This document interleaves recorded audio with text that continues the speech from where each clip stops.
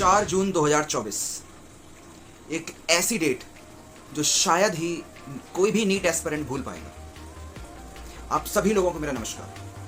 आज की इस इंपॉर्टेंट वीडियो में हम बहुत ही एक इम्पॉर्टेंट रिजल्ट पर डिस्कस करेंगे, जो रिजल्ट है नीट 2024 रिजल्ट। और मैं कहूँ शायद ये कि नीट 2024 रिजल्ट ना होकर स्कैम रिजल्ट कहूँ तो शायद बुरा ना, तो शायद कोई इसमें बुरी बात नहीं होगी।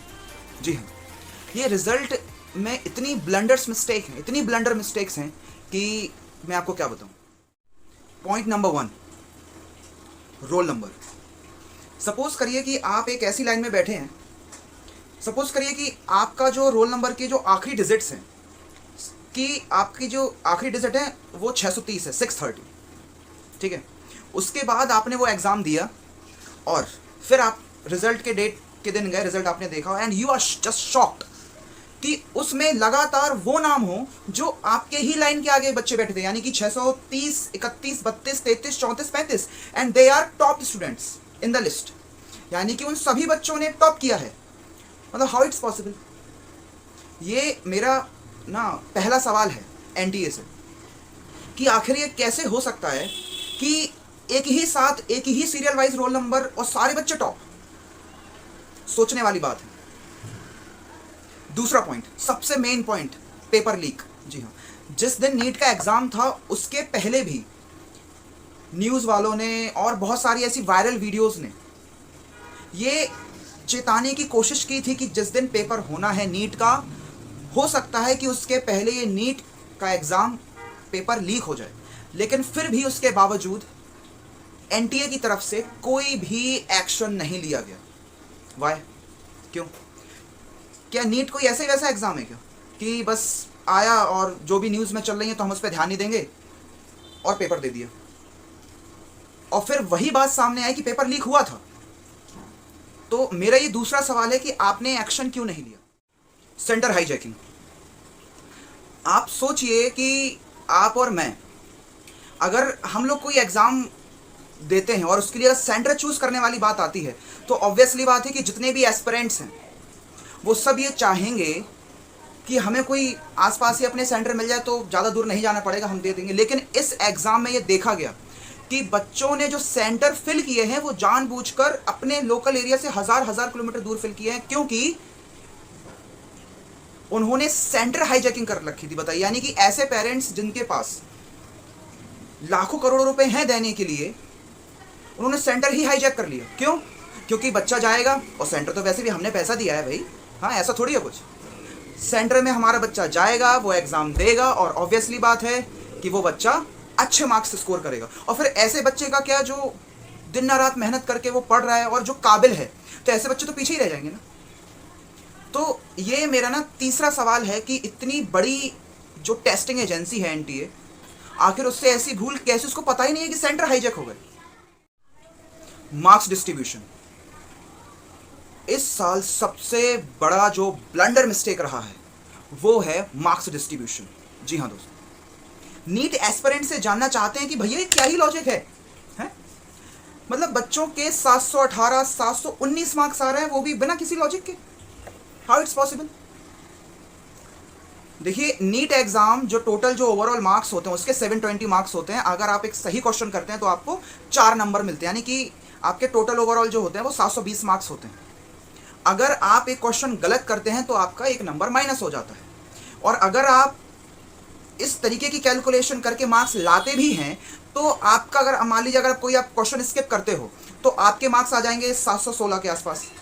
और अगर मार्क्स और भी मार्क्स की बात की जाए और अगर आपने मान लो कोई क्वेश्चन गलत भी कर दिया, रॉन्ग के केसेस में 715 आ जाएंगे आपके मार्क्स। लेकिन 718 और 719 की कोई कैलकुलेशन नहीं बैठती। लेकिन इस साल कई सारे बच्चों के 718 और 19 मार्क्स भी आए हैं, और अब भगवान जाने और एनटीए ही जाने कि कैसे आ गए। अच्छा, इस बात पर एनटीए का जवाब सुनिए। एनटीए ने क्या कहा, और एक बड़ा ही मुझे सीरियसली मैं पर्सनली बताऊँ, मुझे बड़ा ही वियर्ड और बहुत बेकार सा रिप्लाई लगा एनटीए की तरफ से। अच्छा, तो एनटीए ने क्या कहा कि इस बार ना हमने ग्रेस मार्क्स दिए हैं, अवॉर्डिंग द ग्रेस मार्क्स। तो उसका रीज़न भी मैं आपको बता देता हूँ कि ऐसा उन्होंने क्यों किया। क्योंकि इस बार क्या हुआ कि कई सारे सेंटर्स पर पेपर लेट डिस्ट्रीब्यूट हो गए। अच्छा चलो एक आध सेंटर की हम मानते हैं, ठीक है, ये तो बहुत सारे सेंटर्स की बात है। इसका मतलब ये है कि अगर किसी किसी सेंटर्स पे 10 minute paper, approximately 10 minute paper late distribute किया गया, तो एनटी ने क्या किया, उनको एक अवार्ड ग्रेस मार्क्स के रूप में 40 मार्क्स एक्स्ट्रा दे दिए। बताइए, इसका मतलब तो ये हुआ ना कि मतलब एनटीए की तरफ, एनटीए का ये लॉजिक रहा कि 10 मिनट में बच्चा एटलीस्ट इतने क्वेश्चन तो सॉल्व कर ही लेगा ना कि मैं उसको 40 मार्क्स दे दूं। तो एनटीए ने उठा के उनको ग्रेस मार्क्स के तौर पे 40 मार्क्स दे दिए, वो भी फ्री के। सीरियसली मजाक चल रहा है। इसका मतलब ये है कि अगर 60 मिनट पेपर, बहुत सारे सेंटर्स पे ऐसा भी देखने को मिला है कि 60 मिनट पेपर लेट बांटा गया, उनको 240 मार्क्स मिल गए। ओ भाई साहब, जब 240 मार्क्स एवं ही मिल रहे हैं तो बच्चा पढ़ेगा क्यों? बच्चे इतनी मेहनत कर रहा है, इतनी सारी चीजें, तो वो तो सेम करेगा ना कि वो 1 घंटा लेट जाएगा। ऑब्वियसली बात है कि 240 मार्क्स मुझे फ्री फोकट के मिलने, तो पढ़ूँ क्यों? फिर तो बन गए डॉक्टर, कितने अच्छे डॉक्टर बनेंगे, तो ये तो फिर आप सब भी बहुत अच्छे से जानते हैं। तो मेरा अगला सवाल एनटीए की तरफ से है, एनटीए से ये क्वेश्चन है कि आपने ये अवार्ड ग्रेसिंग मार्क्स जो दिए हैं कि जहां जिस सेंटर पे 60 मिनट पेपर लेट डिस्ट्रीब्यूट हुआ, आपने उनको उठा के 240 मार्क्स दे दिए। बताइए क्यों? वाई? क्यों आप एक ऐसे बच्चों की ज़िंदगी के साथ, I am not talking about all the students, क्योंकि इस लिस्ट में ना बहुत सारे ऐसे बच्चे हैं जिनके मॉम डैड ने, जिनके माँ बाप ने लाखों करोड़ों रुपए उनके पास थे तो उन्हें दे दिए, सेंटर हाईजैक कर लिया।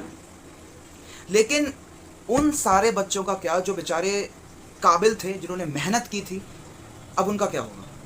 मैं आपको इस वीडियो में ये भी बताऊंगा कि हर साल जो टॉप 3 स्टूडेंट्स होते थे, जिनके 720 आउट ऑफ 720 मार्क्स आते थे, लेकिन इस साल तो बिल्कुल भाई साहब बिल्कुल अलग ही चल रहा है, मतलब मैटर। जी हाँ, इस साल 67 स्टूडेंट्स ने टॉप किया है, हायर कट ऑफ। जी हाँ, इस साल ना 164 कट ऑफ रखी गई है, जो लास्ट ईयर से अप्रॉक्सीमेटली ना 30 मार्क्स ज़्यादा है। एकदम से आपने एक साल के अंदर 30 मार्क्स एक्स्ट्रा कर दिए। अब उन बच्चों का इस रिज़ल्ट में क्या होगा? जो बच्चों ने बहुत ज़्यादा मेहनत करी, बस अंतर कितना था कि उनके पास इतना पैसा नहीं था कि वो पेपर को, जो पेपर लीक हुआ है, और ऐसा प्रूफ भी, ऐसे कई सारे सबूत भी हैं कि नीट का पेपर लीक हुआ है, उनके पास नहीं थे पैसे। उनके पास इतने भी पैसे नहीं थे कि वो सेंटर हाईजैक कर लें। तो क्या ऐसे बच्चों का फिर सिलेक्शन नहीं होगा? ये जो मैंने आपको इस वीडियो में 6 पॉइंट्स बताए हैं, वो 6 पॉइंट्स मुझे लगता है कि सबसे बड़ा कारण है एक नीट एस्पिरेंट को सिर्फ ये फील कराने के लिए, कहीं ना कहीं, कि शायद उसको आज ये महसूस होता है कि यार मैं नीट की प्रिपरेशन मैंने की ही क्यों थी, जब ऐसा ही सब कुछ होना था। तो ऐसा नहीं होना चाहिए। नहीं, रिजल्ट एक फेयर तरीके से होना चाहिए, जो काबिल है उसका होना चाहिए। पैसे, अगर डॉक्टर पैसे से बनने लगे तो फिर इलाज कैसे होगा? और जब इलाज ही नहीं होगा तो जो नीट, तो ऐसे एस्पिरेंट्स नीट क्रॉस करके डॉक्टर बनेंगे, एमबीबीएस क्रॉस करके, तो ये जान बचाएंगे या फिर आप सभी जानते हैं।